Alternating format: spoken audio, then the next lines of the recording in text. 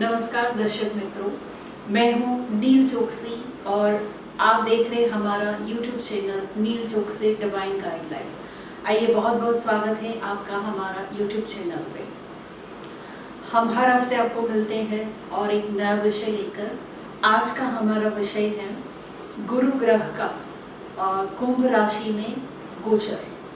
गुरु ग्रह तारीख 20 नवंबर 2011 को रात को 11:30 बजे अपनी नीच राशि यानी कि मकर राशि से निकल के कुंभ राशि में प्रवेश किया है। तो देखते हैं कुंभ राशि में गुरु का ये गोचर 12 राशियों पे क्या फल देगा। गुरु बहुत ही बड़ा ग्रह यानी कि विशाल ग्रह है, बहुत ही शुभ है। सभी ग्रहों में गुरु को सबसे शुभत्व देने वाला ग्रह माना जाता है। अगर कुंडली में गुरु ग्रह की पोजीशन अच्छी है, डिग्रीकली गुरु का पोजीशन अच्छा है, स्थान बली है या राशि बली है, अगर इस तरह का गुरु किसी की कुंडली में बैठा है तो वो बहुत ही अच्छे फल देता है। कहाँ कहाँ अच्छे फल देता है, जैसे कि विवाह समय पर हो जाता है और वैवाहिक सुख बहुत अच्छा मिलता है, संतान का सुख बहुत अच्छा मिलता है, अच्छे संतान होते हैं और उनका सुख अच्छा मिलता है, या फिर करियर में उन्नति होती है और कमाई बहुत अच्छी होती है। अगर गुरु अच्छा है तो उस इंसान की कमाई बहुत अच्छी होती है, स्वास्थ्य बहुत अच्छा होता है, वो इंसान धर्म ध्यान आध्यात्मिक उन्नति भी बहुत अच्छी कर लेता है, समाज में उनका नाम बहुत अच्छा होता है। अगर गुरु बहुत अच्छे स्थल पे बैठा है, अच्छी जगह पे बैठा है कुंडली में, तो वो गुरु का फल भी उतना ही शुभ होता है। पिछले कई महीने से गुरु अपनी नीच राशि यानी कि मकर राशि में गोचर कर रहा था। उपरांत वो शनि के साथ भी था, तो शनि अपनी ही राशि में बहुत बली था और गुरु अपनी नीच राशि में काफी कमजोर स्थिति में था। तो जिनकी ही कुंडली में ये गुरु 8वें में पढ़ रहा था, 12वें में पढ़ रहा था, तीसरे में पढ़ रहा था या छठे में पढ़ रहा था या फिर चौथे स्थान में से गोचर कर रहा था, उन्हीं सभी राशियों को काफी समय से इनकम बंद हो जाना या कम हो जाना, शादीशुदा लाइफ में प्रॉब्लम या फिर नौकरी का चले जाना, स्वास्थ्य में तकलीफें या फिर कुछ न कुछ सोशल जैसे हम बोलते हैं सामाजिक तकलीफें, इस तरह की तकलीफें ये राशि वाले सब भुगत रहे थे। अभी आप देखेंगे तो गुरु शनि की ही राशि में है, कुंभ राशि भी शनि की राशि है, लेकिन यहाँ गुरु का जो निजत्व है वो खत्म हो गया है। तो किन किन राशियों को अभी ये जो गुरु है कुंभ राशि का, वो क्या अच्छा फल देगा और क्या बुरा फल देगा, आइए हम एक एक करके राशियों को देखते हैं। तो एक एक राशि का यानी कि पूरी 12 राशि मेष राशि से लेके मीन राशि का हम आज भविष्य बताएंगे कि कुंभ राशि में गोचर करने वाला गुरु इन सभी 12 राशियों पे क्या असर देगा। इसमें आपको अपनी चंद्र राशि देखनी है, ना कि सूर्य राशि। चंद्र राशि से जो नाम के अक्षर आते हैं वो भी हम आपको बताएंगे, और जिनका लग्न भी है मेष लग्न, तो उन्हें भी ये जो भविष्य है वो काफी हद तक लागू होगा। तो सबसे पहले देखते हैं मेष राशि। मेष राशि में अक्षर आते हैं अ, ल, ई, और जिनका लग्न भी मेष है वो भी ये भविष्य को देख सकते हैं और इस हिसाब से फॉलो कर सकते हैं। मेष लग्न और मेष राशि में गुरु जो है वो कुंभ राशि से गोचर कर रहा है, तो यानी हम देखेंगे तो गुरु जो है वो 11वें भाव से गोचर कर रहा है। 11वें भाव में गुरु का गोचर यानी कि उसकी जो दृष्टि होती है 3, वो एक तीसरे नंबर पे जाएगी, दूसरी 5वें नंबर पे जाएगी, और तीसरी जो गुरु की दृष्टि है बहुत ही शुभ होती है, वो 9वें घर पे जाएगी। तो मेष राशि को ये गोचर बहुत ही शुभ, क्योंकि 3 जो घर है, तीसरा 5वां और 7वां बहुत ही शुभ घर है, गुरु की वहाँ बहुत ही शुभ दृष्टि होने वाली है। तो मेष राशि को क्या क्या फायदे हो गए ये देख लेते हैं। तीसरा घर जो है, जैसे कि हम आपको बताते हैं कि हमारे भाई बहनों का, छोटे भाई बहन होते उनका घर है, हमारे पराक्रम स्थान है, हमारे यात्रा मुसाफरी, तो ये हम बोल सकते हैं कि जिनका मेष लग्न है या मेष राशि है उनको ये गुरु जो है वो बहुत ही शुभ फल इन्हीं चीज़ों को लेके देगा। यात्राएं सफल रहेगी, यात्रा करने से फ़ायदा होगा। आप अगर कोई अपने बिजनेस के लिए या नौकरी के लिए कहीं इधर से उधर आप मुसाफरी करते हैं तो वहाँ से आपको काफ़ी बड़ा लाभ मिल सकता है। छोटे भाई बहन जो होते हैं उनके पढ़ाई में फ़ायदा, उनको कोई अगर किसी ने एग्ज़ाम वगैरह दिया है तो अच्छे मार्क्स लेके वो पास भी हो सकते हैं। कोई अच्छा नया बिजनेस शुरू करना चाहते हो, जैसे आप देखते हो कि हमें बिजनेस करने के लिए हमारे अंदर बहुत हिम्मत चाहिए, एक पराक्रम करने के लिए हमारे अंदर वो जो पावर चाहिए वो गुरु की तीसरे घर पे दृष्टि होने की वजह से आपको मिलेगी। जब अब तक आप डर रहे थे कुछ करने से, आपके ऊपर आत्मविश्वास नहीं था, वो आत्मविश्वास आपको मिलेगा। पांचवें घर पे गुरु की दृष्टि जो है वो आपके जो लोग प्रेम जीवन में है तो उनको प्रेम जीवन में सफलता मिल सकती है। अगर वो अपने डिज़ायर पार्टनर के साथ शादी करना चाहता है तो शादी के योग भी बनेंगे। जिनकी शादी हो चुकी है काफ़ी लंबे अरसे से, जिनके घर पे संतान प्राप्ति नहीं हुई थी, उनको भी संतान प्राप्ति के योग बनेंगे। पढ़ाई लिखाई के अच्छे योग बनेंगे। अगर सातवें घर पे हम देखें कि सातवें घर पे गुरु की दृष्टि क्या देती है, तो पार्टनरशिप में बिजनेस करना है, या अगर पार्टनरशिप में बिजनेस है उसमें कुछ दिक्कतें चल रही थी लंबे समय से तो वो भी ख़त्म हो जाएगी। शादीशुदा लाइफ अगर उसमें कोई तकलीफ थी तो वो भी अच्छी हो जाएगी। जिनकी शादी लंबे अरसे से नहीं हो रही थी तो अगर उनकी कुंडली में कोई अच्छे दशाएं चल रही या बाकी सारे ग्रह अगर अच्छे हैं तो शादी के योग भी बनेंगे। तो हम देखेंगे कि भाई ये गुरु का जो गोचर है वो मेष राशि के लिए हर जगह पे फायदेमंद ही रहेगा। तो इस तरह से जब ये गुरु अगले अप्रैल 2022 तक कुंभ राशि में ही रहेगा। कुछ उपाय हम आपको बताते हैं इसके लिए। रोज 108 बार आप ये मंत्र ओम ग्राम ग्रीम ग्रोम सह गुरुवे नमः ये मंत्र जाप करें तो आपको और ज़्यादा फायदा मिल सकता है। चने की दाल को रात को भिगो के उसमें 1 चम्मच शक्कर डाल दीजिए और वो चने की दाल को सुबह पानी निकाल के इसको सूखा कर लीजिए और एक गेहूं की रोटी में डाल के आप गाय को खिला सकते हैं, जिससे कि आप ये गोचर का ज़्यादा से ज़्यादा फायदा ले सकते हैं। आइए देखते हैं अभी वृषभ राशि के लिए गुरु का ये गोचर क्या फल देगा। वृषभ राशि यानी कि जिनके नामाक्षर ब व उ से है और जिनका लग्न भी वृषभ है उनको ये भविष्य लागू होगा। तो आप ये भविष्य देख सकते हैं। वृषभ राशि में गुरु जो है वो 8वें घर का मालिक बनता है, 11वें घर का मालिक बनता है और अभी कुंभ राशि में वो वृषभ राशि के लिए 11वें घर में बैठेगा। 11वें घर से गोचर का गुरु वृषभ राशि के लिए दूसरे घर पे आस्पेक्ट करेगा यानी दृष्टि करेगा, चौथे घर पे दृष्टि करेगा और एक उनकी जो 9वीं दृष्टि है वो छठे घर पे जाएगी।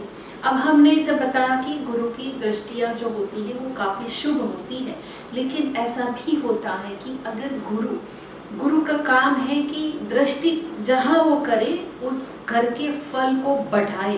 तो यहाँ पे हम दूसरी दृष्टि तो शुभ है वृषभ राशि के लिए, चौथी घर पे जो दृष्टि कर रहा है उनकी 7वीं दृष्टि वो भी शुभ है, लेकिन एक चीज़ है कि छठे घर पे दृष्टि शुभ भी है, थोड़ी सी अशुभ भी है। तो 10वें घर पे आके गुरु जो है वो वृषभ राशि को क्या क्या फायदे कराएगा। अगर जिनको लंबे समय से नौकरी छूट गई है या फिर नौकरी बदलना चाहते हैं या फिर एक नौकरी छोड़ के दूसरी अच्छी नौकरी वो ढूंढ रहे हैं तो उनको ये समय में ये उनकी इच्छा जरूर पूरी होगी। दूसरे घर पे गुरु की दृष्टि आपको पता है कि परिवार का घर है, बचत और आय का घर है, मन की शांति, ये सब गुरु जो दूसरा घर बताता है। तो गुरु की वहाँ जो दृष्टि है वो शुभत्व देगी, यानी कि आपकी इनकम बढ़ेगी, आपकी बचत बढ़ेगी। घर परिवार में अगर काफ़ी टाइम से अगर कुछ लड़ाई झगड़े चल रही या अशांति चल रही थी तो ये गुरु की दृष्टि से वो चीज़ों में काफ़ी अच्छा सुधार आएगा। गुरु की एक 7वीं दृष्टि चौथे घर पे जाएगी। तो चौथे घर पे आपको पता है माता देखी जाती है या हमारा शरीर का जो चेस्ट का पार्ट है वो देखा जाता है, हमारा घर, हमारा वाहन सब देखा जाता है। तो गुरु की ये दृष्टि जो है यहाँ पे अच्छा फल देगा, माता के स्वास्थ्य में सुधार आएगा, माता के साथ अगर रिश्ता कुछ थोड़ा बहुत खराब था या ऐसा कुछ हुआ था तो वो कहीं ना कहीं सुधार आएगा। नया घर लेना चाहते थे तो वो योग बनेंगे, नया वाहन लेना चाहते थे वो भी योग बनेंगे। और चौथा घर जो है वो धर्म, ध्यान और सुख शांति का भी होता है। तो जो कहीं कुछ पिछले समय में इस तरह की चीज़ें चल रही थी कि आपके मन अंतर को शांति नहीं थी, क्योंकि गुरु जो था नीच राशि में था, तो आपके फिर से आपका मन जो है वो शांतिपूर्ण हो जाएगा। अब छठे घर की दृष्टि को देख लेते हैं कि जब गुरु यहाँ 10वें में बैठ के छठे घर पे दृष्टि करता है तो जो लोग नौकरी पेशा है तो उनको कहीं लंबे समय से नौकरी छूट गई थी तो उनको फिर से अच्छी नौकरी मिलने की योग तो ज़रूर बनता है। लेकिन यहाँ पे वृषभ राशि को अपने स्वास्थ्य पे काफ़ी ध्यान देना पड़ेगा, कर्ज वगैरह ना बढ़ जाए ये भी देखना पड़ेगा। और अपने जो कर्म ऑफिस है या कर्मचारी है, साथी है, उनके साथ ज़्यादा हमें किसी भी बात के कम क्लैश में नहीं पड़ना है और थोड़ा सा संयम पूर्ण हमें रहना है। तो वृषभ राशि के लिए कुछ उपाय बताते हैं। ब्राह्मण को आप जो खड़ी शक्कर होती है वो 2.5 किलो खड़ी शक्कर लेके कोई भी एक दिन गुरुवार के दिन जाके आप उसको दान कर सकते हैं। और गाय को आप 7 रोटी हर गुरुवार को खिलाइए। ऐसा आप कंटिन्यूस 7 दिन तक करें, जिससे कि गुरु के कुछ जो थोड़े से बुरे फल है उससे आपको कमी आ जाए। आइए अभी देखते हैं तीसरे नंबर की राशि यानी कि मिथुन राशि का भविष्य। मिथुन राशि में नामाक्षर आते हैं क, छ, ग। जिनकी भी मिथुन राशि है या मिथुन लग्न है वो ये भविष्य को ध्यान में ले सकते हैं। मिथुन राशि में गुरु 7वें घर का मालिक बनता है, 10वें घर का मालिक बनता है। तो यानी कि सप्तमेश और दशमेश होके गोचर में अभी गुरु उनके 9वें घर से पसार होगा। 9वें घर से घर में बैठ के गुरु पहले भाव को दृष्टि करेगा, तीसरे भाव को 7वीं दृष्टि से देखेगा और 5वें भाव को भी दृष्टि करेगा। तो पहले घर पे गुरु की दृष्टि जो है वो क्या फल देती है, जैसे कि आपका आत्मविश्वास बढ़ता है, आपके जो चिड़चिड़ापन, गुस्सा था वो कम हो जाता है, आप अपने खुद से अपने आप को प्यार करने लगते हैं। ये सुन के स्त्रियों को बहुत सुंदर लगेगा, बहुत सुनने में खुशी मिलेगी कि जब जन्म कुंडली में भी गुरु अगर लग्न भाव को देखता हो, इस तरह से पड़ा हो, अगर गोचर में भी गुरु जब जन्म लग्न भाव को देखता है या आपके कुंडली में ऐसी जगह चंद्र लग्नेश पड़ा है, लग्नेश है, चंद्र है या शुक्र पड़ा, अगर गुरु उसको देखता है गोचर में अगर पास होता है तभी या जन्म कुंडली में, तो उनकी सुंदरता में बहुत निखार आता है। अगर आप पिछले कुछ समय से ऐसा अनुभव कर रहे थे कि ये मेरी स्किन खराब हो गई या मेरे बाल खराब हो गया या मेरा वजन बढ़ गया है, तो ये जो गुरु जब तक रहेगा और जब तक दृष्टि देगा वहाँ पे, तब तक उनकी सुंदरता निखर जाएगी बिना किसी सैलून में या ब्यूटी पार्लर में जाए। जैसे हमने देखा कि मेष लग्न में गुरु 11वें में बैठ के तीसरे भाव को देखता है या 5वें भाव को, बिल्कुल वैसा ही यहाँ भी हो रहा है। गुरु 9वें भाव में, 9वां भाव धर्म, ध्यान, धार्मिक यात्राओं का रहता है। तो इस समय में मिथुन राशि वाले को ऐसा मन होगा, ये ऐसे योग बनेंगे कि चलो कहीं मंदिर चलते हैं या कहीं हम तीर्थ यात्रा पे चलते हैं और फायदा भी होगा। ऐसा करने से फायदा भी मिलेगा, आपकी भाग्य में उन्नति होती है। 9वां भाव जो है वो भाग्य का भाव है, तो गुरु का वहाँ बैठना यानी कि भाग्य से आपको बहुत कुछ चीज़ें मिल जाएगी। तीसरे घर को गुरु देखता है, भाग्य स्थान से जब गुरु तीसरे घर को देखता है तो आपके छोटे भाई बहनों को भी फायदा होगा। आपके किसी नए काम शुरू कर रहे थे, उसमें अड़चने आ रही थी तो अड़चने हट जाएगी और वो काम शुरू हो जाएगा। पंचम भाव प्रेम का भाव है, संतान का भाव है, आपके लग्जरी लाइफ का भाव है। तो यहाँ भी ये गुरु की शुभ दृष्टि जो है वो आपको काफ़ी शुभ फल देगा और आप खुश रहने लगोगे। कुछ देखते हैं रेमेडीज क्या है मिथुन राशि के लिए। तो 9वें भाव में पड़ा हुआ गुरु आपके तीसरे घर को देख रहा है, आपके 5वें घर को देख रहा है, आपके पहले घर को भी देख रहा है। तो यहाँ हम आपको एक बहुत ही अच्छा उपाय बताते हैं कि आप चाहिए तो एक अच्छा सा फोकस अपने कुंडली में सबसे पहले गुरु का अध्ययन एनालिसिस करवा लीजिए। उसके बाद आप गोल्ड सोने में बनवा के अंगूठी पहने, इससे आपको गुरु का सबसे ज़्यादा फायदा मिलेगा। और हो सके तो आप ऐसी कोशिश कीजिए कि कम से कम गुरुवार के दिन आप अपने नज़दीकी कहीं भी मंदिर में जाइए और गुरुवार के दिन पीले ही कपड़े पहनना रखिए कि पीले ही कपड़े पहनने, किसी भी अनऑस्पिशियस जैसे ब्लू ब्लैक कपड़े कलर है वो अवॉइड करना है। येलो कलर के कपड़े पहनिए और वहाँ जाके पंडित को कुछ न कुछ दान दक्षिणा दीजिए। वहाँ बैठ के गुरु के मंत्र ओम ग्राम ग्रीम ग्रोम सर्व गुरुवे 108 ये माला का जाप कीजिए। आप ये गोचर का और पूरा भरपूर फायदा उठाइए। आइए देखते हैं कर्क राशि यानी कि चौथे नंबर की राशि। कर्क राशि में अक्षर आते हैं ड और ह अक्षर आते हैं, तो कर्क राशि और कर्क लग्न वालों को ये भविष्य लागू होगा। कर्क राशि में गुरु जो है वो छठे घर का मालिक बनता है, 9वें घर का मालिक बनता है।